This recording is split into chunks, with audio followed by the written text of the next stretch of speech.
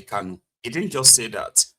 He came with some explanations to a huge, massive audience. And he's a king. You get what I mean? It's like a Nigerian setting. Yeah? He is taking a huge risk as an Igbo king. Listen to this. Committed to the health of our people.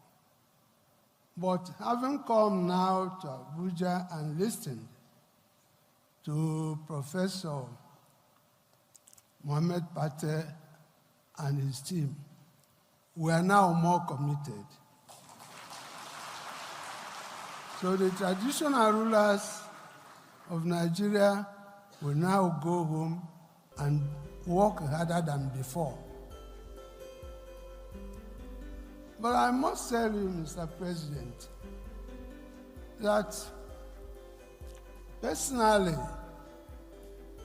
I don't feel very happy because you were not here in the morning. There were several speeches. We listened carefully. I listened to the opening address by His Imperial Majesty, the Owner of Ife. And he was gingering all of us to work as a family, to work as a team, to see Nigeria as one. And then I felt maybe this is good. But when you look at it, this same Imperial Majesty is arranging to confer a very high honor on Sunday Igboho, who in my own part of Nigeria in the southeast, we see him as a counterpart of Nnamdi Kanu.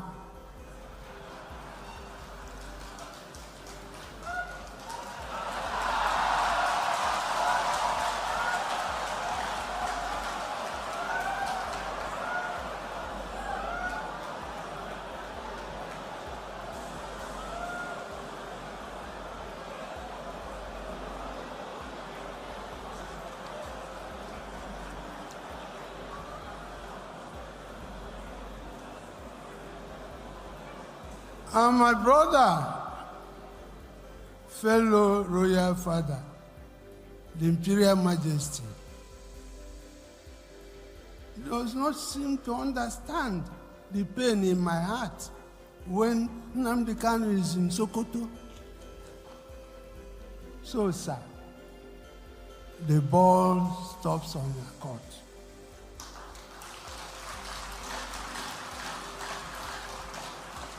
Bring this man out.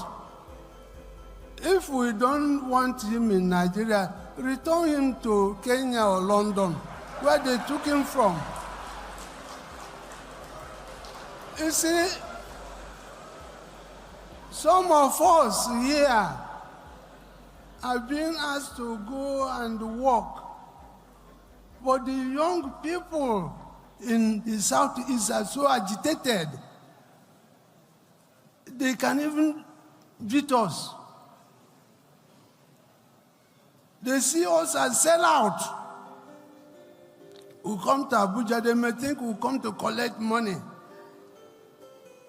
And then we keep quiet. So, sir, please do something about this. Do something about this. We cannot make progress in this country if we don't tell ourselves the home truth. There's no way. There's no way. Now, again, they were talking about Southern Traditional Rulers Committee on Health. And the eminent prophet. He's a very honest man. And he used a very, very good occasion to pass that message. He's the only person who is actually honest with Tifnumbu, if we all of us are being truthful too. Everybody from the eastern part of Nigeria collecting money from Tifnumbu, making all those promises, and the rest of them will deliver jack shit. They will deliver nothing. You get that now? And they will all come back again to find a way to rope the IPOB into it, blame them for every of their political madness. Trust me, it is the same script. Telling Tifnumbu right there that we can't go back and talk to these young people in the eastern part of Nigeria. Some of them will even beat us. Because that is true. Those ones who claimed to be speaking for the eastern part of Nigeria, especially when it concerns this APC, right? They are doing so with force of arm. You see them walk about with all kinds of security, with all kinds of weapons, intimidating, harassing, and the rest of that, just for them to prove that they are in control. But suddenly, when your election happens and it's just all come to zero. So now they are promising Tifnumbu that it's not going to be the same. This time they will ensure that it is written and it reflects what they wanted to feel like that the Eastern Nigeria supports him. Again, why are they keeping Nnamdi Kanu in prison when the same government is building ministry and trying to build building ranches for terrorists that continued to kill Nigerians? Do you get that now? Oloye Sunday Igbo was asking for a peaceful protection of the Yoruba people from this invading Fulani terrorists. Nnamdi Kanu raised the alarm first. He was declared enemy number one, public enemy number one. They hunted him all over the place, killed people. A lot of people have been killed. All for what? Eh? So that man, that king from Enugu, seems to be my favorite tonight. So on the last part, not totally last part, all right? Yeah, so here is the Hausa leader in the market where they had this clash a few days ago in Port Harcourt, remember? So this guy decided to tell us what happened. It's so close to what Asari Dokudom said, but he made it clear that the locals were those who got the whole thing escalated. Asari Dokudom wanted it to be tagged on the Igwe traders, remember? Now, while that is still ongoing, right, and a lot of people are issuing different statements on top of that matter, another group from this Igwe part of River State have decided to join the Hausa Must Go something, like they don't want any Hausa Okada riders, they don't want all these Keke riders from the northern Nigeria. All of this in this one clip. What is going on social media is very wrong. Hausa don't kill TV man. Hausa don't kill TV man. Hausa man don't kill TV man. That is what is going on.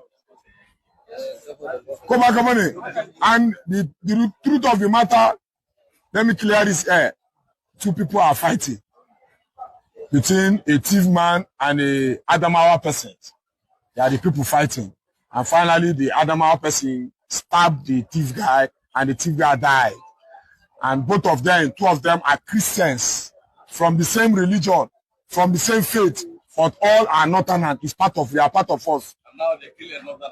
And now the people that are, even other people, even though some of them are not from the thief, hijack the matter, start killing a Northerner. You understand? Try killing the Northern community people and Muslims. They want to turn the thing to religion war. We don't want it. The thief, the Doma, the Hausas, all we are one family. The matter will die. The people that die, may their soul rest in peace. We that are alive, let's take note and hold ourselves. Peace, salam, salam alaikum. Maybe. Stopping of Aboki bike riders operating within the Gruta. 2. Closure of every scrap dump site in the Gruta that is operated by these same individuals. 3. Prompt arrests and prosecution of all Aboki bike riders involved in the murder of Ncholem, Samuel Festus, and any other crimes committed against our people. Number 4, all cattle raiders, both Fulani herdsmen, must vacate our land, and all herdsmen must stay away from our bushes with immediate effect. We are committed to upholding the rule of law and will not resort to self-help.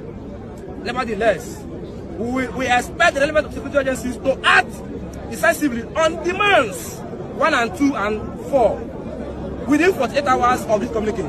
Failure to do so, we will compel the community to take necessary measures to safeguard our lives and properties.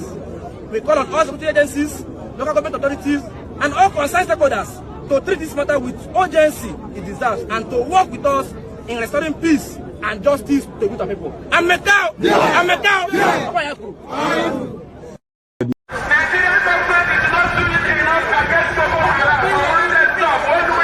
My name is Nnamdi Kanu, and the reason why we're here today is to protest the killing of innocent women and children, and men for that matter, all over Nigeria, especially in the northern part of Nigeria. We are not happy, we are not pleased with what is happening, and that is why we're here today. As you can see, there are a lot of Nigerians who are protesting about the killing of families, people who are determined to tear the country apart violently, and it is not something that we support. It is not something that we would like to see continue, and we are here today to send a clear message to the Nigerian government, to the High Commissioner, that what is happening in the country is unacceptable, and we cannot accept it.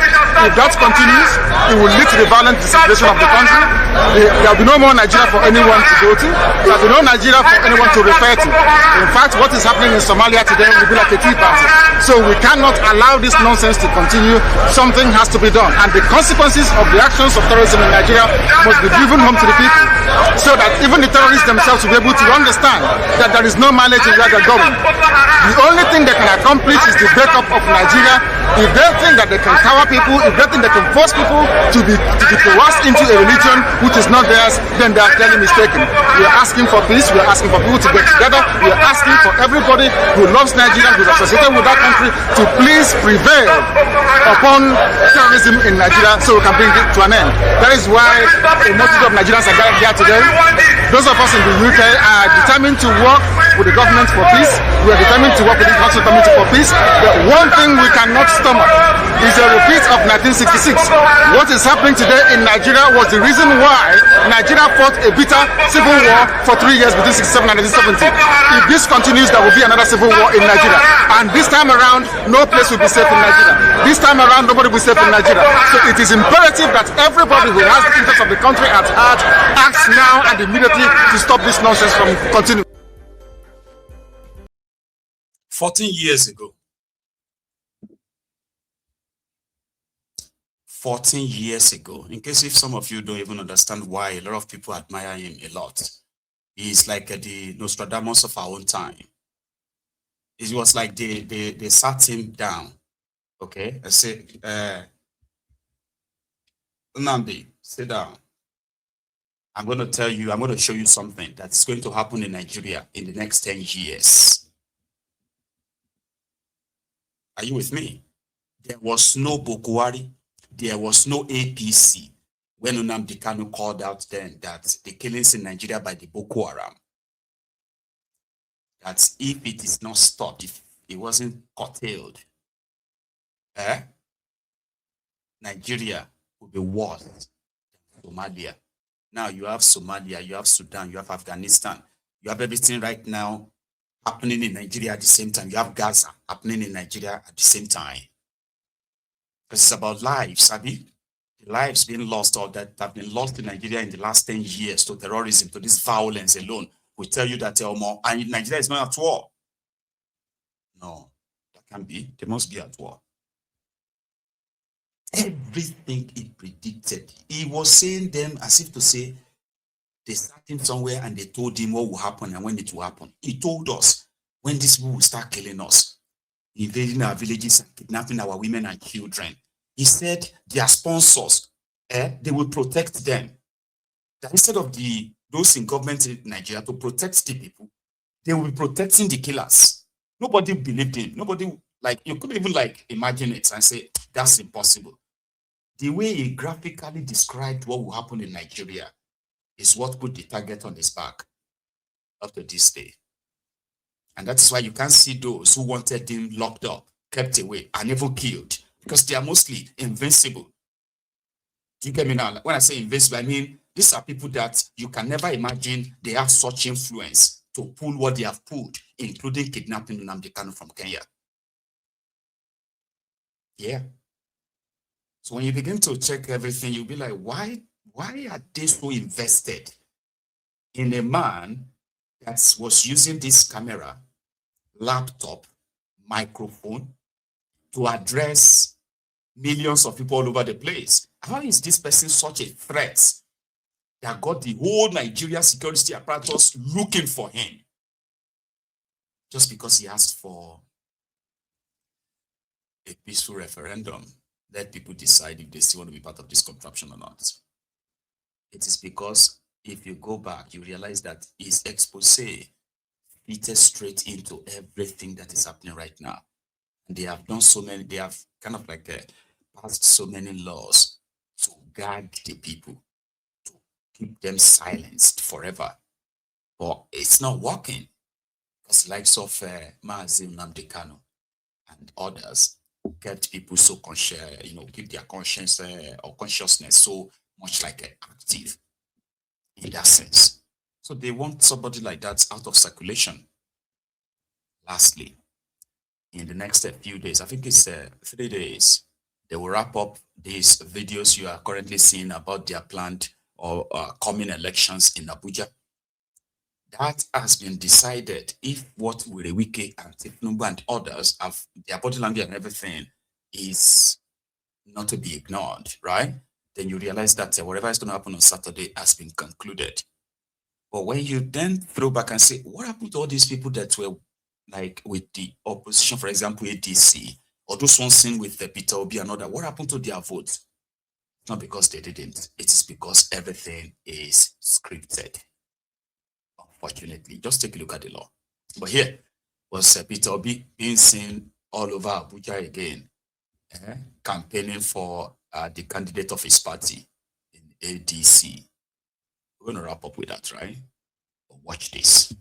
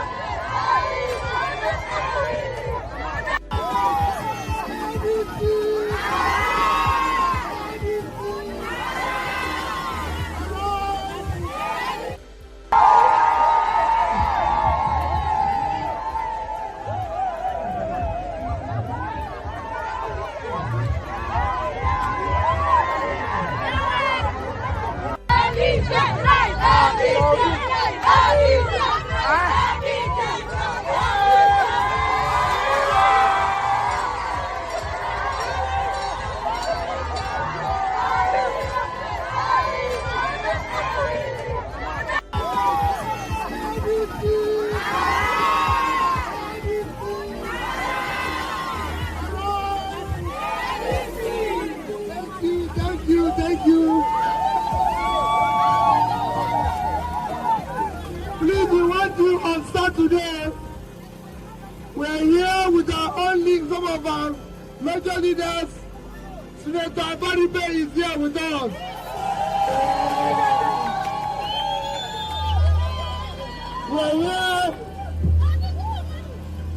We are here to remind you that Saturday is the election in Ahmad.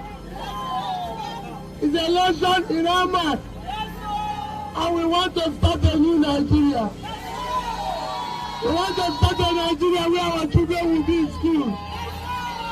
We want to start a Nigeria where there will be primary care for our mothers, our children.